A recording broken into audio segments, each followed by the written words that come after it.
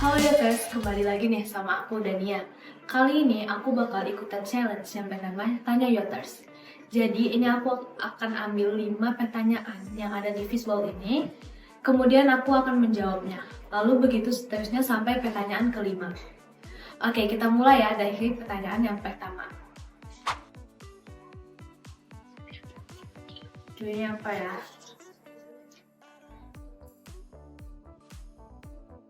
Dari pertanyaan yang pertama aja panjang banget. Aku cukup agak bingung sedikit ini menjawabnya. Yaitu ceritain organisasi yang pernah kamu ikutin dan kasih testimoninya. Nah, yang pertama yaitu Ascender Organization. Di sini aku sebagai ambasadornya. Nah, dalam penyeleksian menjadi ambasador Ascender Organization ini, kita terdapat 2 tahapan seleksi. Yang pertama yaitu seleksi berkas, di mana kita menjawab esai yang dikasih mereka. Dan itu tuh kayak dalam esainya itu tuh kita menjawab implementasi apa yang bisa kita berikan untuk mencapai SDGs 30 dari United Nations. Nah, kalau kita melewati seleksi berkas tersebut, selanjutnya kita di tahap membuat sebuah presentasi untuk menjabarkan apa aja sih yang bakal kita berikan, kontribusi apa yang bisa kita berikan kepada SDGs tadi. Yang sudah kita jelaskan dalam esainya, implementasi atau project yang akan kita buat. Nah, sebagai Ambassador ASEAN Youth Organization, selanjutnya yang kedua, ini berkaitan, aku mendirikan organisasi yaitu Teens Eduk. Teens Eduk ini adalah implementasi aku sebagai ASEAN Youth Organization Ambassador itu tadi. Oke, selanjutnya yang kedua yaitu Teens Eduk. Teens Eduk ini adalah organisasi yang aku dirikan, di mana awal mulanya aku dirikan itu ya karena tugas ASEAN Organization. Tapi aku tipenya yang gak mau sia-sia aja gitu guys. Kayak apaan sih udah dibuat tiba-tiba selesai masa jabatan jadi ambasador, udah selesai aja itu hilang organisasi. Terus ngapain yang kemarin hasil yang aku berikan kemarin tuh masa dibuang sia-sia? Kan waktu itu adalah uang ya, makanya aku gak bakal menyanyiakan apa yang sudah aku mulai. Oleh karena itu, aku lanjutin terus Teens Eduk sampai sekarang. Saat itu kan aku kelas 11, masanya kita COVID-19, dimana banyak banget waktu yang bisa dikerjakan dalam rumah. Aku tipenya kayaknya nggak suka ngegabut, nggak tahu. Kalau ngegabut itu capek, aku merasa kerja itu capek, dan kalau ngegabut itu juga capek, jadi mending aku kerja karena sama capeknya. Nah, aku buat lanjutin lagi Teens Eduk selama 6 bulan. Setelah itu kelas 12 SMA, dimana aku pikir ya walaupun tetap nggak banyak banget kegiatannya, tapi aku pikir kayaknya aku harus fokus deh di kelas 12. Di kelas 12 itu Teens Eduk sempat vakum sebentar, bukan sebentar sih, sebenarnya lebih lama vakumnya daripada aktifnya, itu 1 tahun. Nah, pas aku masuk kuliah, akhirnya aku mulai lagi Teens Eduk selama 3 bulan, itu aku banyak project dan akhirnya berjalan dengan baik sampai sekarang. Boleh ya buat kalian dicek Teens Eduknya. Testimoni yang aku ikutin mungkin aku bakal ngasih testimoni langsung aku simpulkan di keduanya, baik itu ASEAN Organization ataupun Teens Eduk. Testimoni yang aku dapatin yang pertama dari ASEAN Organization itu membuat kita sebagai anak muda bisa berkontribusi langsung dan menuangkan langsung nih ide-ide kreatif kita untuk membangun SDGs ke-30. Dan itu pun sangat berdampak bagi sosial. Jadi kita bukan hanya memberikan dampak positif untuk diri kita sendiri, tapi juga dampak positif untuk lingkungan yang ada. Oke, mungkin itu aja yang bisa aku jawab di pertanyaan yang pertama. Oke, aku bakal ngebuka pertanyaan yang kedua.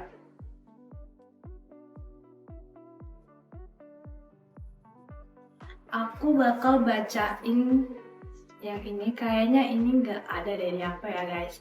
Oke, penyesalan apa yang kamu miliki selama kuliah? Jujur banget aku nggak ada penyesalan. Kenapa? Karena kan kata aku sebelumnya, waktu itu adalah uang ya. Penyesalan itu nggak ada bagi aku, karena dimana misalnya nih, aku nggak suka sama kegiatan itu. Aku kayak salah masuk sebuah organisasi atau aku salah melakukan kegiatan. Awalnya memang merasa salah atau ada sedikit pikiran-pikiran negatif, tapi aku buat gimana dari kesalahan ataupun sebuah hal negatif tersebut bisa aku jadikan ke hal positif yang bisa ngasih efek ke aku juga dan tidak membuang-buang waktu aku pada saat itu. Jadi jujur banget selama kuliah aku nggak ada penyesalan sama sekali. Oke, ini aku letakin, kita lanjut ke pertanyaan ketiga.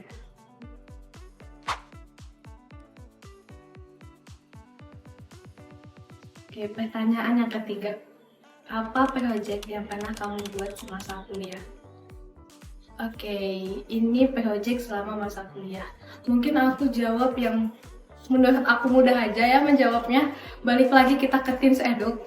Aku menjalankan Teens Eduk selama 1 sampai 2 semester kemarin. Aku kan FYI aku tuh sekarang semester 3 nih. Kuliah di Universitas Airlangga jurusan Hukum.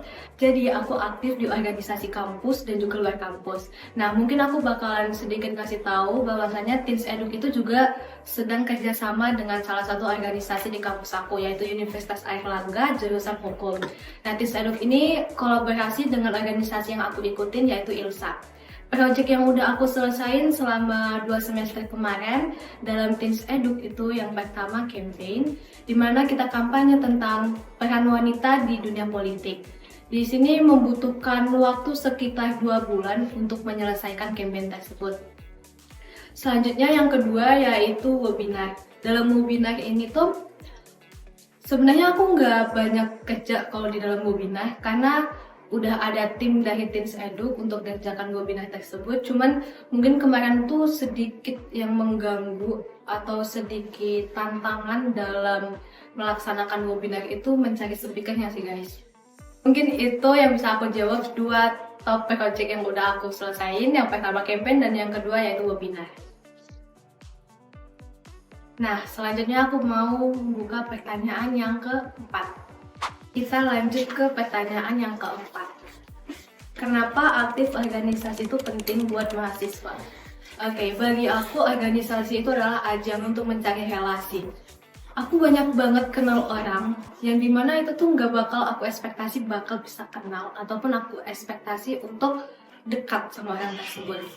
Selain mungkin kita bakalan ngebahas relasi habis ini ya. Selain itu juga FYI banget buat kalian nih ya yang sama kayak aku nggak suka gabut, abis itu tuh bosenan. Jujur aku tuh bosenan banget.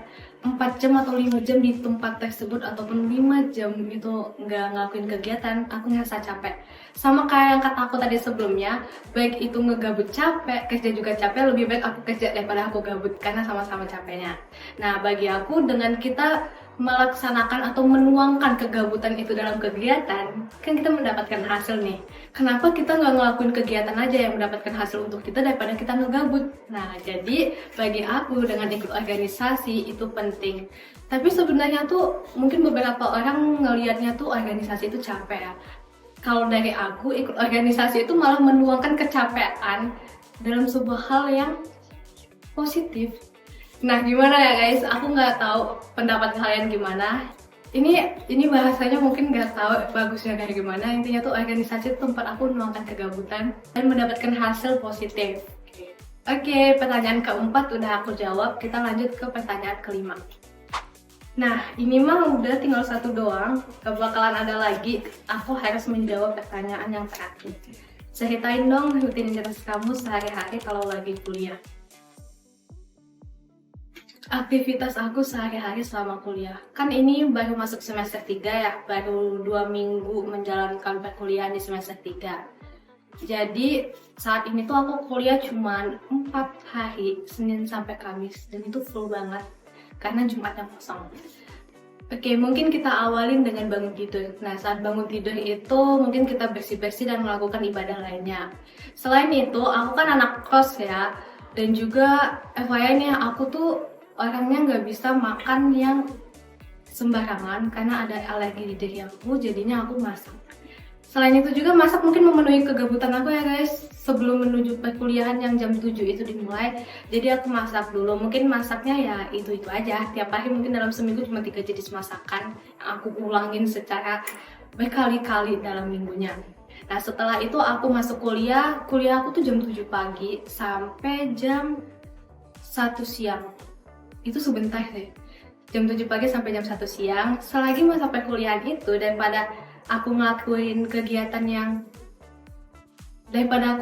hanya satu kegiatan, aku pakai kegiatan tersebut untuk konten juga. Jadi aku buat YouTube A Day in My Life. Mungkin kalian ada yang suka nih nonton A Day in My Life gitu untuk memenuhi aktivitas kegabutan kalian kalau lagi tiduran dan lain sebagainya. Jadi aku bikin konten dan kuliah.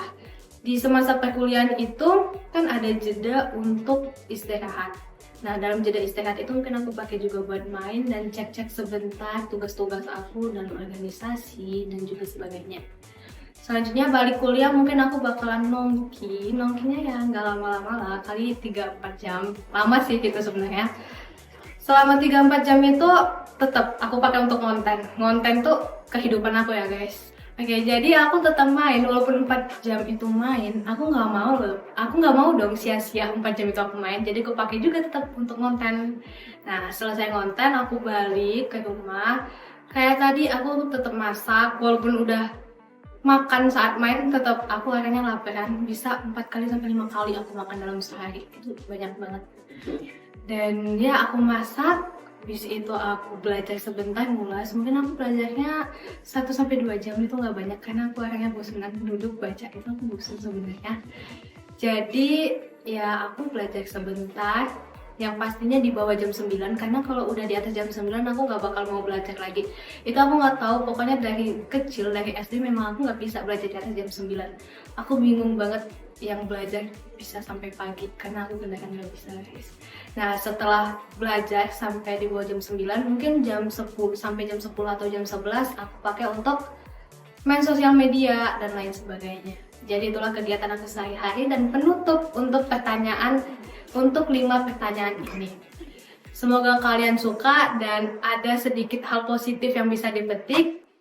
Oh iya, kalau kamu mau juga hadir di segmen Tanya Yoter selanjutnya kayak aku, kamu bisa drop nama lengkap, username Instagram, dan asal kampus kamu di kolom komentar ya. Dadah!